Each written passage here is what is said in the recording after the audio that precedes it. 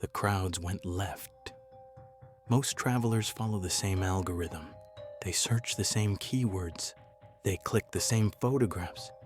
They book the same hotels in the same neighborhoods and wonder why their trip feels familiar before it begins. But 15 locations exist that deliver what over-tourism destroyed everywhere else: real discovery, genuine solitude, the feeling that you found something instead of visited, something marketed to you. This is not about being contrarian. This is about understanding that the best places are protected by inconvenience, by roads that discourage, by logistics that require planning, by absence from feeds that direct attention. Your next trip could feel like everyone else's, or it could feel like yours alone. Number 1, Trogir, Croatia. Everyone visiting Croatia heads to Dubrovnik. The Game of Thrones effect multiplied already overwhelming tourism into something that resembles an amusement park more than a medieval city. Summer crowds number in the tens of thousands daily. Cruise ships deposit waves of tourists who follow guides holding umbrellas through stone streets that have lost their original purpose. But 45 minutes north sits Trogir. This medieval town occupies a small island connected to the mainland by bridges that locals cross without noticing their architectural significance. UNESCO recognized this place decades ago. But tourist recognition lagged. The streets still belong mostly to residents who shop at markets that serve actual needs rather than photograph opportunities. The Cathedral of St. Lawrence required nearly 100 years to complete. Stonemasons worked generation after generation. The Romanesque portal features carvings intricate enough that you could spend an hour examining details most visitors glance past. Lions support columns, biblical scenes unfold in three-dimensional narrative, and the bell tower offers views across the Adriatic that cruise ship passengers never see because they are already sailing away. The fortress above the harbor dates to the 15th century when Venice controlled this coast. The walls are thick enough to walk through. The defensive positions remain. And in the evening, when day trippers have departed, the waterfront promenade fills with Croatian conversation that outnumbers international languages by significant margins. Trogir delivers what Dubrovnik advertised before success overwhelmed it: medieval atmosphere that has not been converted into performance. Stone streets that lead somewhere beyond the next souvenir shop. Adriatic beauty without the cruise ship infrastructure that transforms atmosphere into spectacle. The preservation happened accidentally. The road to Split bypasses Trogir. The airport sits closer to Split. And the logistics that bring most tourists to this coast simply never route through a town that requires a deliberate decision to visit. That deliberate decision is exactly what maintains the quality that casual visitors destroy. The second secret destination, the Oki Islands, Japan. From overlooked Mediterranean towns to islands that Japan itself has not fully promoted. The Oki Islands sit in the Sea of Japan, accessible by ferry from Sakai Minato on the Shimane coast. Tourism in Japan concentrates predictably. Kyoto temples, Tokyo neighborhoods, Osaka food culture. These islands remain genuinely overlooked even by domestic travelers who think they know hidden Japan. The landscape blends volcanic geology with cedar forests that have survived because the terrain discouraged logging. Cliffs drop directly into water so blue it appears, digitally enhanced in photographs that never quite capture the actual saturation. Shrines occupy locations that suggest sacred designation thousands of years before anyone recorded the reasons. Nishinoshima, one of the 4 inhabited islands, features wild horses that have roamed freely for centuries. No one owns them. No one manages them. They exist as they have existed, and watching them move across coastal meadows while waves crash against rock formations below creates a disconnect between modern Japan and the Japan that continues here. Dogo, the largest island, contains traditions and dialects that preserve elements of ancient Japanese culture that the mainland lost to modernization. The Oki bull sumo tradition continues. Two bulls push against each other while handlers and spectators maintain customs that predate written records. This is not tourist performance. This is culture that survived because isolation protected it. Visitor infrastructure exists but remains modest. The Japanese tourists who visit are typically serious about avoiding crowds and willing to accept ferry schedules that depend on weather. International visitors are rare enough that locals respond with genuine curiosity rather than the practiced hospitality of major destinations. The ferry ride itself filters out casual interest. The crossing takes 2 to 3 hours depending on which island you target. The schedule does not accommodate day trips easily, and the accommodation options require booking ahead because capacity is limited by how many people the islands actually contain. This is Japan without the efficiency of mass tourism. The hospitality exists, but without the infrastructure that smooths every interaction. The landscapes have not been optimized for Instagram positioning, and the experience remains what travel used to feel like before algorithms directed attention. Number 3, Tusheti, Georgia. The pattern becomes clear. Secret places are not hidden by conspiracy. They are hidden by friction. Georgia, the country, not the American state, has emerged from obscurity over the past decade. Wine tourism discovered the Kakheti region. Adventure tourism found the Caucasus trails. And Tbilisi became a digital nomad hub that transformed the capital into something cosmopolitan but increasingly familiar. Attention concentrates predictably. 90% of visitors experience 10% of the country. The Tusheti region in the northeastern Caucasus Mountains remains genuinely remote, not because it is undiscovered, but because reaching it requires commitment that most travelers will not provide. Access requires crossing the Abano Pass, open only from June through October when snowmelt and maintenance align. The road climbs from Alvani through switchbacks that were not designed for modern vehicles. The pavement ends. The unpaved sections include grades steep enough that vehicles descend in first gear.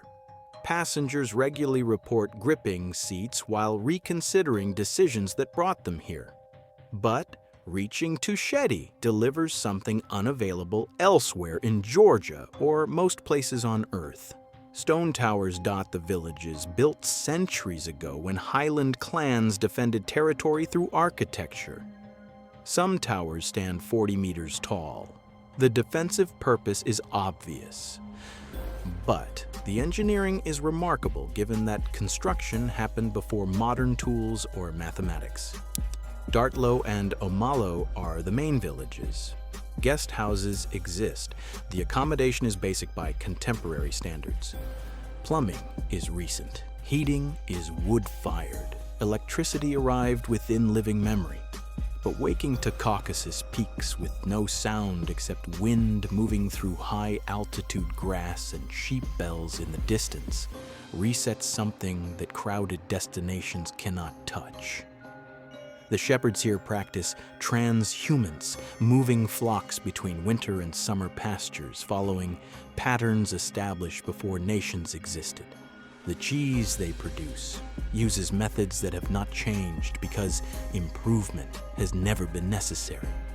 And the hospitality they extend to visitors reflects how recently the outside world arrived and how little it had corrupted what was already here. The road itself is the protection. Without the Abano Pass filtering out everyone unwilling to accept unpaved switchbacks and weather-dependent access, Tusheti would face the same pressure that transformed accessible mountain regions into extensions of the tourism industry. The inconvenience is the preservation mechanism. Secret destination number 4, Song-Kul Lake, Kyrgyzstan. We reach the critical midpoint. 7 secret places revealed, 8 remaining, but the pattern is already clear. The most rewarding destinations are not hidden geographically. They are hidden by logistics that casual interest will not overcome, by access that requires planning, by infrastructure that has not been developed because development would destroy the quality that makes the place worth protecting. The pattern ahead intensifies. The destinations become more remote. The requirements become more demanding, and the rewards become proportionally greater. You are now deciding whether you want travel that feels easy or travel that feels earned. Kyrgyzstan has experienced modest tourism growth concentrated around Song-Kul Lake and the Ala Archa National Park near Bishkek. The Song-Kul Lake remains comparatively unknown even to travelers who research Central Asia. At 3,100 meters elevation, this alpine lake sits in a high-altitude plateau surrounded by nomadic herders who continue practices that urbanization has erased almost everywhere else. Summer months from June through September bring yurt camps where families who practice seasonal migration host visitors willing to accept conditions that modern comfort has trained us to avoid. The yurts are traditional felt structures. The sleeping arrangements are communal.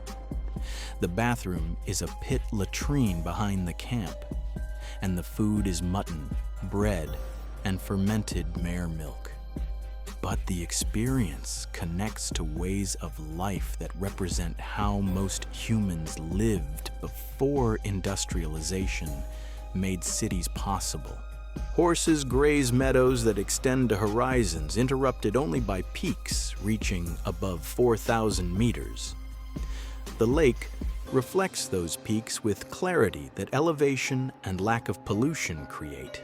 And at night, the absence of artificial light reveals the Milky Way with intensity that most modern humans have never experienced and cannot quite believe until they witness it themselves. The herders speak Kyrgyz and limited Russian. English is rare. Communication happens through gesture and patience.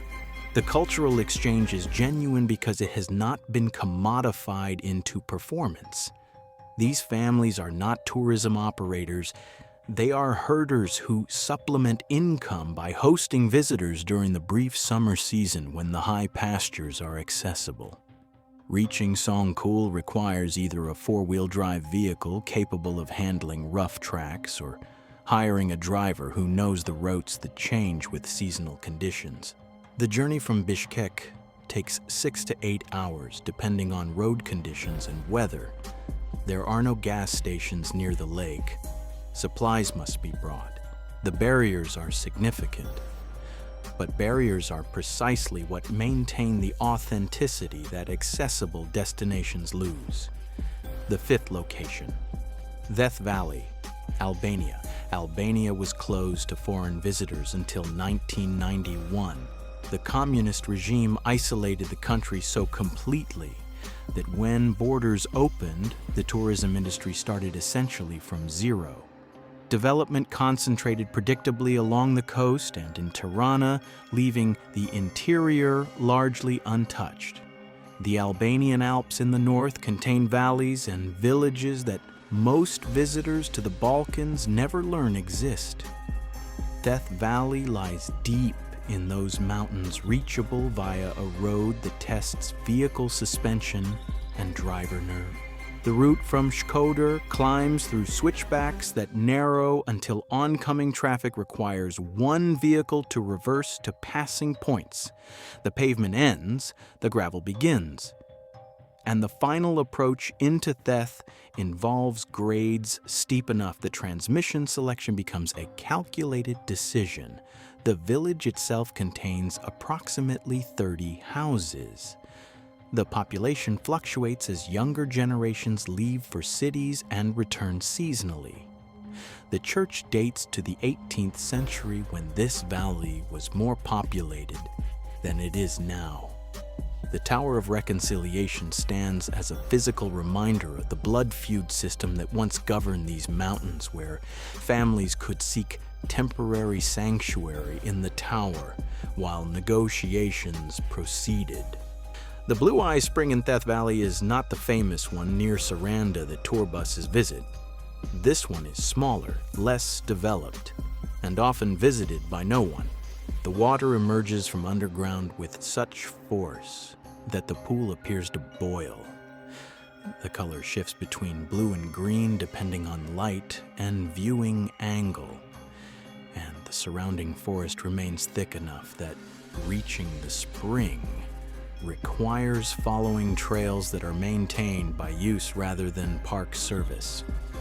The guest houses in Theth offer basic accommodation and home-cooked meals.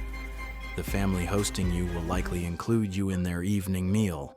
The conversation will involve whatever language overlap exists, and the hospitality reflects how recently isolation ended and how little commercialization has influenced interactions. The hiking from Theth includes waterfalls, peaks, and views that reward every challenging step. The Gruna's waterfall drops 30 meters into a pool cold enough to numb within seconds.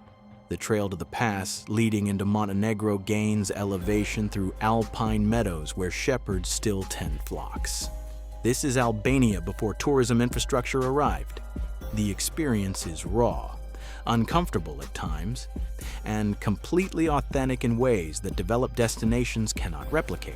Number 6, Kaukoland, Namibia. Namibia's tourism concentrates on Etosha National Park for wildlife and Sossusvlei for desert dunes. Both are extraordinary and worth visiting, but the Kaukoland region in the northwest sees a fraction of these visitors and delivers something categorically different. This is one of Earth's last genuinely wild corners. The Himba people live here, maintaining semi-nomadic traditions despite modernity pressing from every direction. The women practice distinctive body covering using red ochre mixed with butter, creating the color that identifies their culture. The hairstyles are elaborate and communicate marital status, age, and social position. And the lifestyle continues because the environment is too harsh for agriculture or conventional settlement. The landscape is severe. Rocky mountains rise from plains so dry that vegetation appears impossible. Riverbeds remain empty most of the year and flood violently during rare rains. And desert-adapted elephants survive on plants that seem incapable of supporting animals that size. These elephants have adapted to conditions that would kill savanna elephants. They walk distances that seem impossible. They locate water sources through knowledge passed across generations. And they feed on vegetation so sparse that watching them eat raises questions about how survival is possible. Four-wheel drive is essential for Kaukoland. The roads are tracks. Fuel stations are separated by distances that require careful planning. Breakdowns are serious because isolation is genuine. And the heat during summer months exceeds what most tourists are prepared to endure.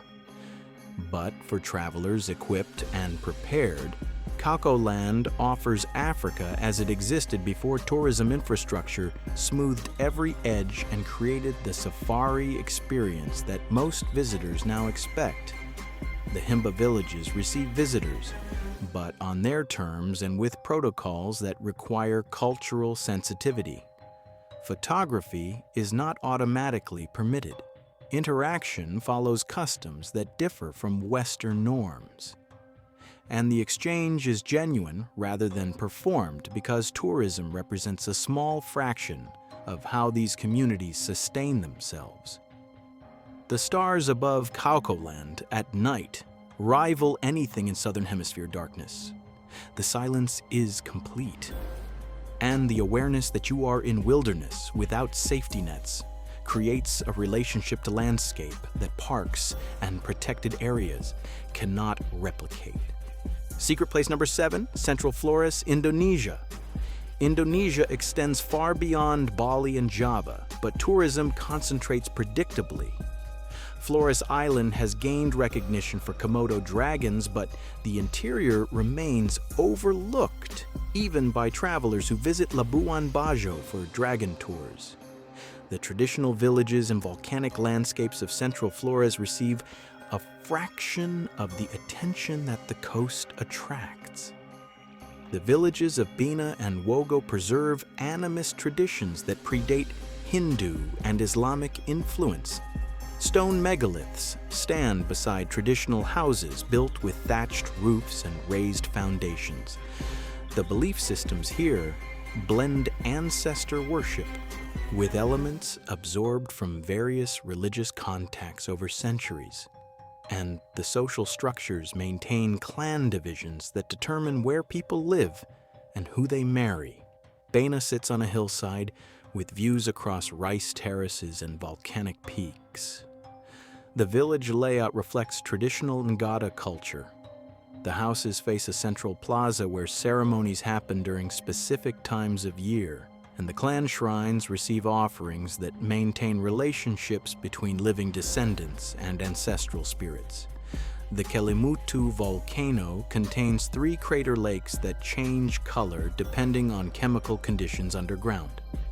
The lakes sometimes display different colors simultaneously: blue beside green, beside red.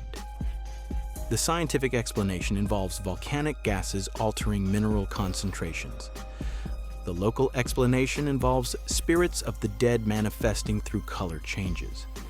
Reaching these locations requires winding roads that climb from sea level to volcanic highlands. The tourist infrastructure is modest. Homestays exist in villages, the meals are simple, and the English spoken is limited enough that communication requires patience and creativity. But the reward is Indonesia before it became a destination. Culture that has not been converted into performance, landscapes that have not been optimized for cameras, and experiences that feel like discovery rather than consumption. Number 8, Chachapoyas, Peru. Most travelers to Peru focus on Machu Picchu with possible extensions to Cusco, the Sacred Valley, and Lake Titicaca. The northern region of Chachapoyas remains genuinely overlooked despite containing ruins that rival Inca sites in scale and exceed them in mystery. Cuelap is a walled fortress built by the Chachapoya culture before the Inca conquest. The walls reach heights of 19 meters. The construction involved moving and placing stones that weigh tons, and the site covers 6 hectares on a ridge with views across cloud forest valleys. The fortress contained hundreds of circular stone houses. The population at peak occupation numbered in the thousands, and the defensive architecture suggests threats significant enough to justify construction effort that lasted generations. But Cuelap receives a tiny fraction of Machu Picchu's visitors. The location is less accessible, the tourism infrastructure is limited, and the name recognition does not exist despite archaeological significance that merits global attention. The sarcophagi of Karagia hang on cliffs overlooking a valley. The Chachapoya place their dead in these anthropomorphic coffins and position them on ledges unreachable without climbing equipment. The faces stare across the valley. The purpose was spiritual.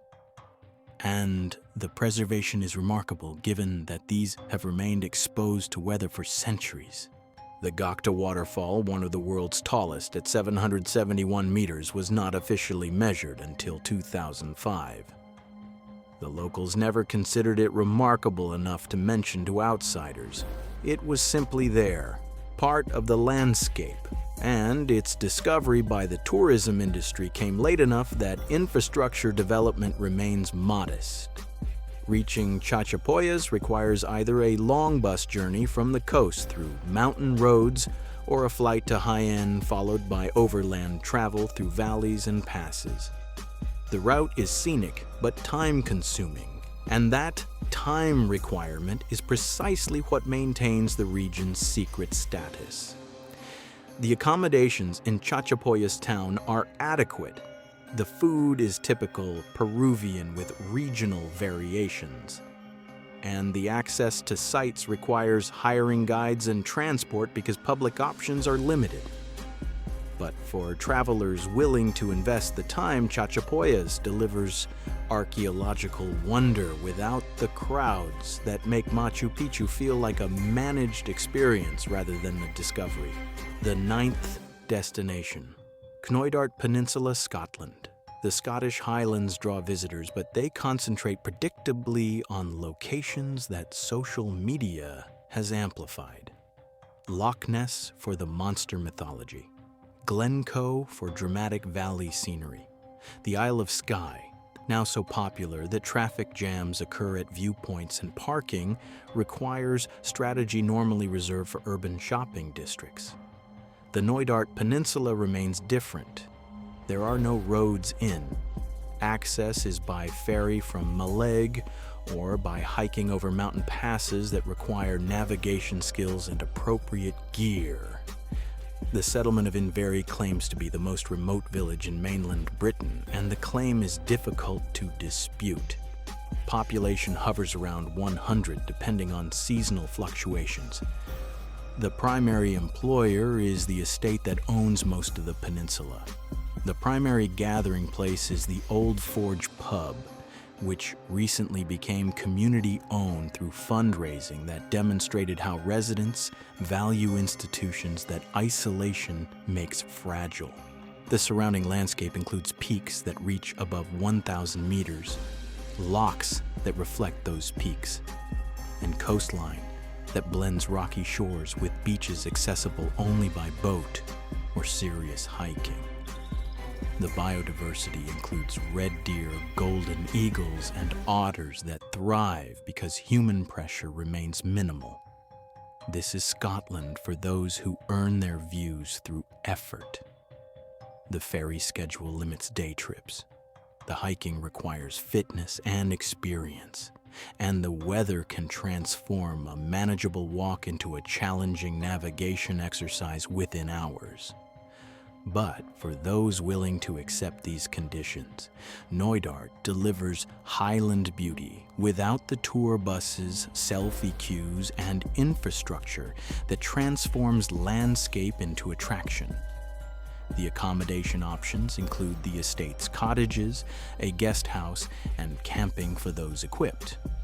The pub serves meals and local whiskey, and the conversation will inevitably include other visitors who made the effort to reach a place that requires wanting to be there.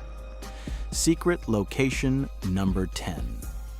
Mykines, Faroe Islands. The Faroe Islands have gained popularity over the past decade as travelers seek alternatives to Iceland's overwhelming tourism. But even within the Faroes, certain islands remain overlooked. Mykines, with its puffin colonies and grass-roofed houses, requires ferry crossings that weather frequently cancels. The boat schedule depends on sea conditions. Departures are not guaranteed, and visitors who arrive must be prepared to stay longer than planned if weather prevents return ferries. The uncertainty deters casual interest, but those who persist find landscapes that even the Faroe Tourism Board has not fully promoted because the infrastructure cannot support significant visitor increases. The puffins nest in cliffs that drop into the Atlantic. The colonies number in the tens of thousands during breeding season, and watching them fish, land awkwardly, and interact with colony dynamics creates hours of entertainment that requires nothing beyond patience and binoculars. The village on Mykines contains fewer than 20 permanent residents. The houses are traditional with turf roofs that require maintenance, but provide insulation. And the lighthouse at the western point offers views across ocean that extends to Greenland if the curve of Earth did not intervene. Number 11. Svalbard Wilderness, Norway. Svalbard sits between Norway and the North Pole, closer to the pole than to Oslo. The main settlement of Longyearbyen has infrastructure including hotels, restaurants, and a university. But the wilderness beyond the settlement requires expedition logistics that casual tourism cannot provide. Polar bear protocols are mandatory. Rifles are required for travel beyond town boundaries. Satellite communication is essential because cell coverage does not exist. And the environment is unforgiving enough that mistakes become dangerous quickly. The reward is Arctic landscape that few humans have ever witnessed. Glaciers that calve icebergs into fjords. Tundra that blooms briefly during the midnight sun season. And wildlife that includes polar bears, Arctic foxes, and reindeer adapted to conditions that seem incompatible with mammalian survival. Tourism in Svalbard exists but remains expedition-focused. The boat tours, snowmobile excursions, and glacier hikes are guided by professionals with wilderness experience. This is not a destination for independent travelers unless they possess skills that most people do not acquire. The 12th secret place, the Marquesas Islands, French Polynesia. The Marquesas Islands in French Polynesia are as remote as destinations get within territories accessible by commercial flight. Tahiti is already distant from everywhere. The Marquesas are distant from Tahiti. The flight from Papeete takes nearly 4 hours. The islands have no fringing reefs, so the coastlines are dramatic cliffs and black sand beaches, rather than the lagoons that most South Pacific tourism markets. And the culture survived European contact better than most Pacific islands because isolation provided partial protection. The archaeological sites include the largest tiki in Polynesia. The stone platforms called paepai indicate settlement patterns that archaeologists continue studying, and the petroglyphs carved into volcanic rock depict figures and symbols whose meanings remain partially mysterious. The villages are small, the infrastructure is minimal, and the population includes descendants of cultures that navigated thousands of kilometers of open ocean using knowledge systems that European science initially dismissed as impossible. Visiting the Marquesas requires accepting that amenities will be limited. The accommodations are basic, the food is local, and the activities are determined by what the environment offers rather than what tourism brochures promise. Number 13, Socotra Island, Yemen. Political instability has made Socotra increasingly difficult to access, but the island remains one of Earth's most alien landscapes. This archipelago separated from mainland Africa approximately 6 million years ago. Continental drift created isolation. Evolution proceeded without reference to what plants were doing elsewhere. And the result is a botanical collection that looks designed by entities who never saw Earth flora. The dragon blood tree is the icon. The canopy forms an umbrella shape that seems engineered. The trunk is thick and irregular, and when the bark is cut, red sap bleeds out in quantities that ancient traders collected and marketed as dragon's blood. But the dragon blood tree is one species among hundreds of plants that exist nowhere else. The bottle tree stores water in a swollen trunk that resembles pottery more than biology. Desert roses bloom in locations where nothing should bloom, and succulents take forms that botanical gardens cannot replicate.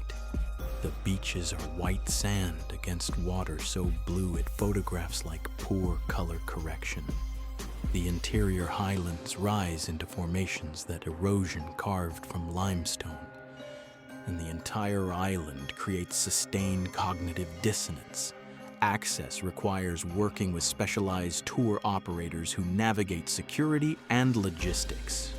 The situation changes frequently, but for those who can reach it, Socotra delivers biological uniqueness unmatched anywhere else on Earth.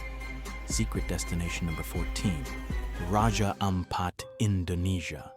While not completely unknown, Raja Ampat remains significantly less accessible than mainstream Indonesian destinations, which maintains its secret status among the broader travel public. This archipelago in West Papua contains over 1,500 small islands scattered across a marine area that holds the highest recorded marine biodiversity on Earth. The reefs here contain more species of coral and fish than anywhere else measured. The water is impossibly clear. The visibility often exceeds 30 meters, and the combination of limestone karst formations rising from turquoise water creates landscapes that seem digitally composited, even when witnessed directly. Access requires multiple flights from major Indonesian cities, followed by boat transfers that depend on sea conditions. The accommodations range from basic homestays to live-aboard dive boats. There are no resorts in the conventional sense, no mass tourism infrastructure, and the isolation is protected by logistics that casual visitors will not navigate. The diving and snorkeling reveal ecosystems operating at levels of complexity that suggest what oceans looked like before industrial fishing and climate change began simplification. Manta rays, Wabagong sharks, schools of fish dense enough to block sunlight, and coral formations that justify every challenging hour required to reach them. The final secret location. Number 15. Kamchatka Peninsula, Russia. The Kamchatka Peninsula in Russia's far east remains one of Earth's most volcanically active regions, and one of its least visited, despite extraordinary natural features. Access requires flying to Petropavlovsk-Kamchatsky, one of Russia's most isolated cities. From there, reaching wilderness areas involves helicopter transfers because roads barely exist. The logistics are expensive, the permits are complex, and the season is short. But the reward is landscape operating at geological timescales visible to human observation. Active volcanoes, geysers, hot springs surrounded by snow, and brown bears in densities that exceed anywhere else bears and humans coexist. The Valley of Geysers contains the second largest concentration of geysers on Earth. The eruptions follow patterns that scientists continue studying. The colors surrounding the thermal features rival Yellowstone. And the absence of boardwalks or visitor infrastructure means experiencing these phenomena without the mediation that national parks typically impose. The fishing in Kamchatka's rivers attracts anglers willing to pay premium prices for access to salmon runs that still operate at historic scales. The bears fishing alongside humans create interactions that require strict protocols, but offer wildlife encounters impossible in more developed regions. Visiting Kamchatka requires Russian visa navigation, expensive logistics, and acceptance that infrastructure will be minimal. But for those who overcome these barriers, the peninsula delivers wilderness on a scale that few places on Earth still maintain. Secret places are not hidden by conspiracy or by gatekeeping locals who refuse visitors. They are hidden by friction, by logistics that require planning, by infrastructure that has not been developed because development would destroy the authenticity that makes the place worth protecting, by barriers that filter out casual interest and reward commitment. The 15 destinations on this list do not exclude visitors. They simply require more than showing up, more than booking a hotel and following the algorithm to the same viewpoints at the same times. They require research, flexibility, acceptance that infrastructure might not meet expectations, willingness to be uncomfortable, and commitment to reaching places that not everyone will reach. These requirements filter out the majority. What remains are travelers who earn their experience, who found something rather than consumed something. Who can describe a destination without referencing anyone else's photograph because they saw it themselves in conditions that photographs cannot capture? The secret places of the world are not secrets. They are choices. The choice to prioritize discovery over convenience. The choice to accept difficulty as the price of authenticity. The choice to go where others do not, because going where others do not is precisely what creates the experience you actually wanted when you started planning to travel. The next time you research a destination, look past the first page of search results. Look past the Instagram locations. Look past the guidebook highlights.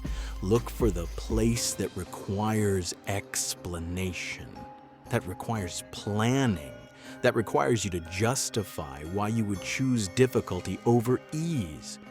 That place is probably worth the effort. The video on screen reveals logistics for 5 of these secret destinations: transportation, timing, permits, and the specific preparations that transform possibility into actual itinerary. Watch it next to start planning where others will not follow.